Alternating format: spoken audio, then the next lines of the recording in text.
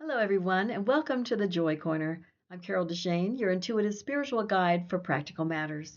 And lately, the Joy Corner has morphed from an I am affirmation video to mini lessons because it just felt like it was time in the universe to start sending out these different kinds of vibes to be able to find more joy in your life. And this week it is how to let go of toxic people. Last week, or last time I did this, it was when to let go. Now it's how to let them go. And I do have a whole podcast that you can look up on how to deal with difficult people. So it's long and it's very involved and step by step. But this time it is how to let go of toxic people. It's going to be a little quicker, a little quick session. First off, you know who's toxic. We've already worked on that. So people that feel off, people that are always negative, people that exhaust you, people that you feel less yourself after you've been around them, and maybe you need a nap when you talk to them on the phone because you feel like, ugh, and you're in a bad mood after they leave. I mean, there's a bunch of different ways you can tell who the toxic people are. Now, when to let go, I talked about last time. How? How do you let go of them? It depends on who they are in your life. How important are they to you? Are they periphery? Are they maybe a family person that you see once in a while? Somebody that you don't really consider a friend, but they're part of the hangers outer with your friends, so you see them when you're out with your friends. Maybe somebody that's not in your department at work, so you have to work with them, but you see them once in a while. Maybe they're in accounting, you need to check or whatever they do nowadays to then you have to go talk to them, but only once in a blue moon. So if they're start with them. Let's start with the people that are the farthest away. If it's pretty easy not to get involved with them, you can keep it if it's at work, professional, short, maybe by email instead of in person if you can do that. And then there's the people that are family that you see once in a blue moon because they come to the reunions and maybe Christmas or Thanksgiving. And with them, you don't ever have to talk to them except when you're there. But if you do, talk to them when you're there. If it gets to the point where you're getting uncomfortable or they're complaining about you or they're saying negative things about anything that you don't feel comfortable around, you can always make an excuse and say, "Oh, I'm so sorry. I have to go to the bathroom. I'll be back in a bit." And then don't go back to talk to them. There's plenty of usually other people you can talk to.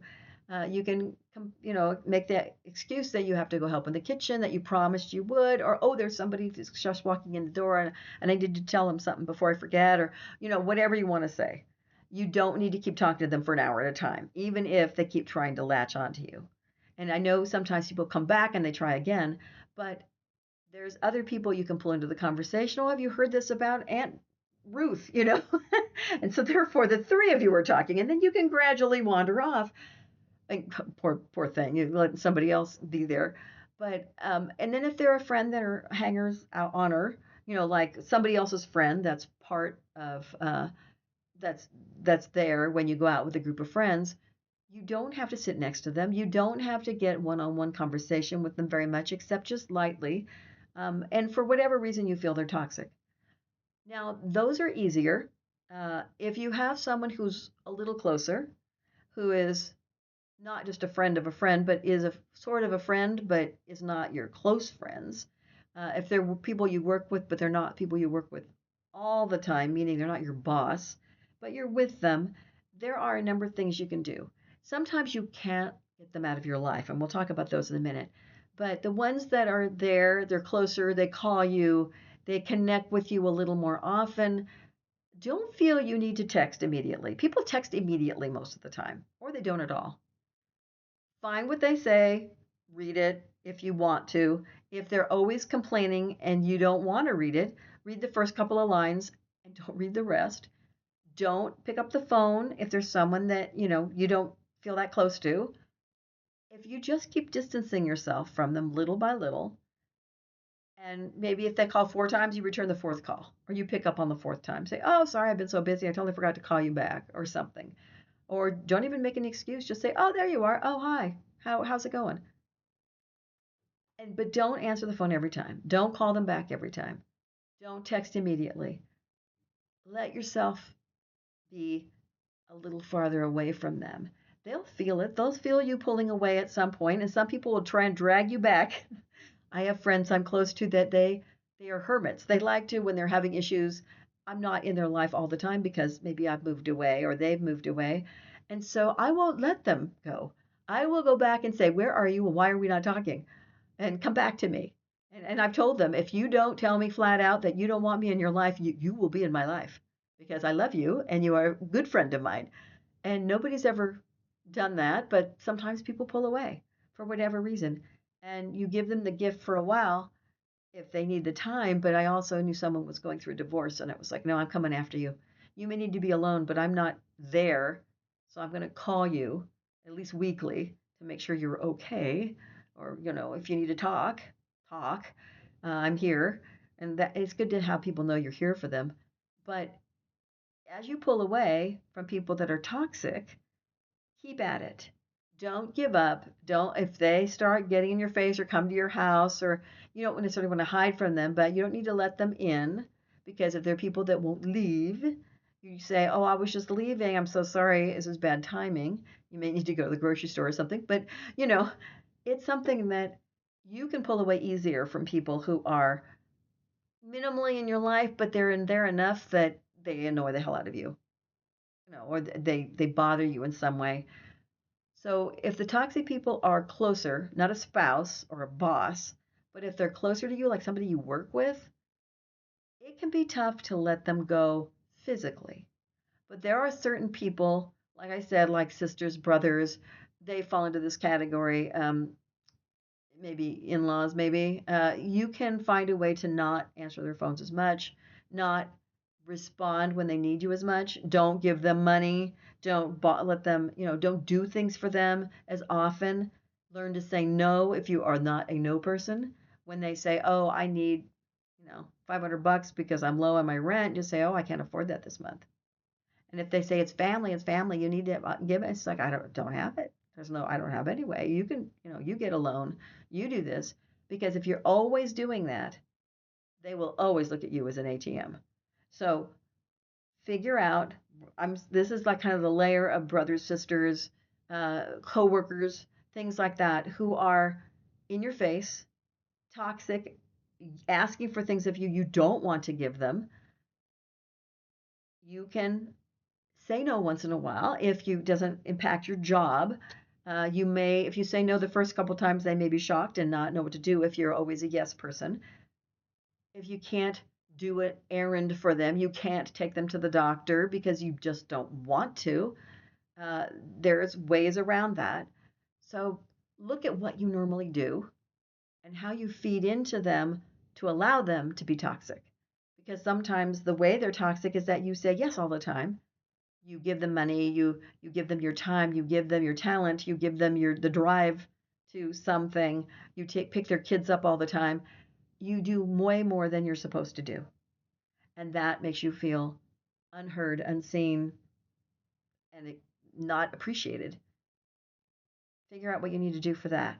There are ways to pull away. Now, coworkers are coworkers. They're going to be there no matter what. So with those, you can, and this is more woo-woo, you can actually just put the love out there and treat them with more respect than you think they deserve. Treat them with kindness. Treat them with love. Love them to death. Love them so much that you're not, and don't do it patronizingly. Just send love at them. Every time you talk to them as though you love them, because they are going to get either uncomfortable or they're going to fall in line. And if they're uncomfortable, they won't talk to you as much. They will stay away from you more. But if you treat them with as much love as you possibly can, they are going to either shift or ignore or avoid you, because the energy level would, vibration will be weird for them. And that's fabulous. Either way is perfect. It doesn't matter. And sometimes I've had this happen where you treat them with so much love, they become one of your closest friends. And other times you treat them with so much love, they find another job or they get moved to a different department. And that's something that's rather cool. The same thing happens with the boss.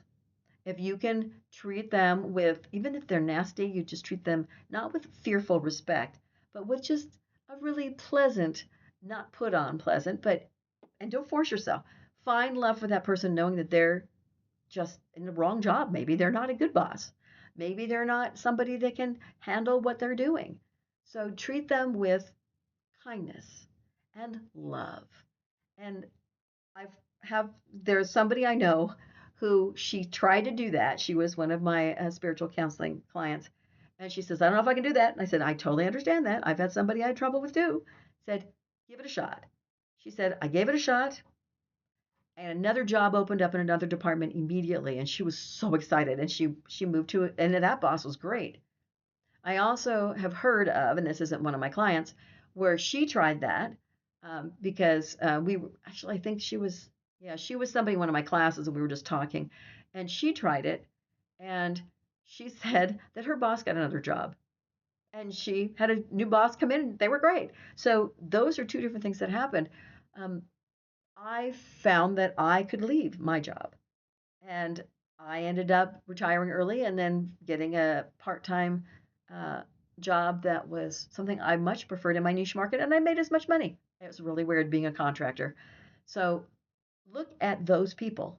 Look at the people that you can't get away from. People like parents who won't seem to leave you alone, or if you're younger and you live with your parents, they're there. A spouse, somebody you live with. Um, and you can do the same thing with them. It's hard to get rid of them, but sometimes divorce is the only way with a spouse. If they're toxic, they're abusive, that's it. They're not going to change necessarily. So you need to go out there and do something for you because you deserve better. And you have to realize you deserve better and that there is better out there. And even if better is alone, that's better for you rather than taking whatever kind of mental, physical, psychological abuse that they've been doing to you, because those are toxic people as well as people that are just negative and criticize you all the time, and actually criticizing you all the time is psychological abuse. So look at who they are. Look at these toxic people, and they're going to be at different levels in your life. Hardly ever there to in your life all the time if you're unlucky enough to get one of those. How do you want to deal with it? When is it time to get go, which we looked at last time, and how do you want to deal with this individual person? Less interaction is great if you can do that. Harder when you're living with the person. Sometimes you just have to go cutting it off.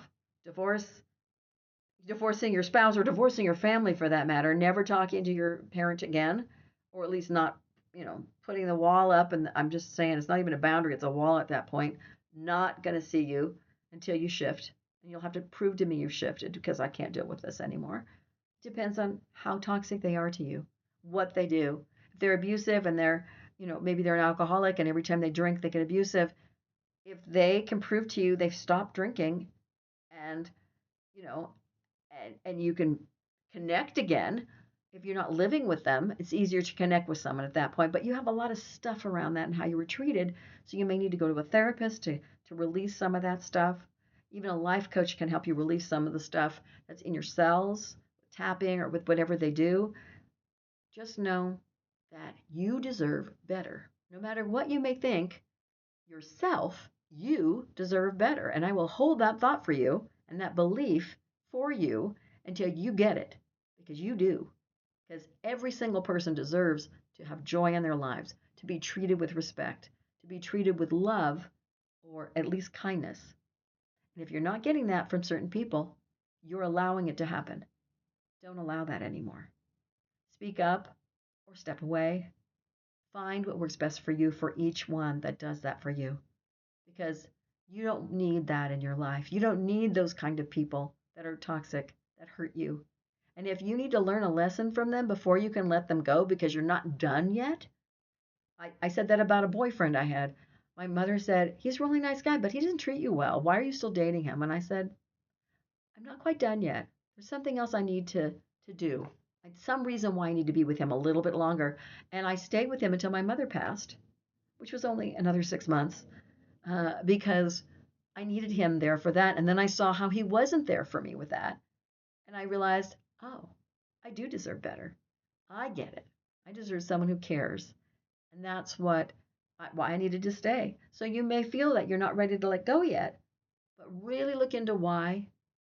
Figure out who you need to be and how they're stopping you from being there. Because those are the toxic people you need to find a time and a place to let go of. Thank you for listening. If you need any help, reach out. Be happy to help you.